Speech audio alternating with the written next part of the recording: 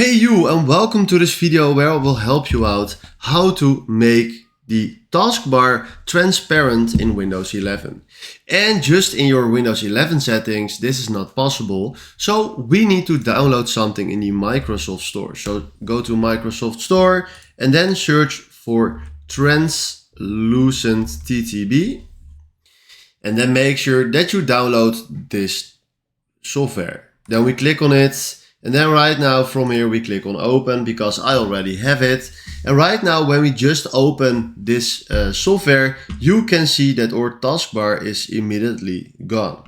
Now if you want to change something, we click here on this arrow and then click here on the translucent TTB, and then right now you have so many options that you can change or that you can check or whatever you like. But right here you with this application you can make your taskbar transparent. Now right now you have here some more options, but if you want to get it back again, you can click on this arrow and then exit this, and then your taskbar is back again. So this is exactly how it works. Thanks for watching and have a wonderful day.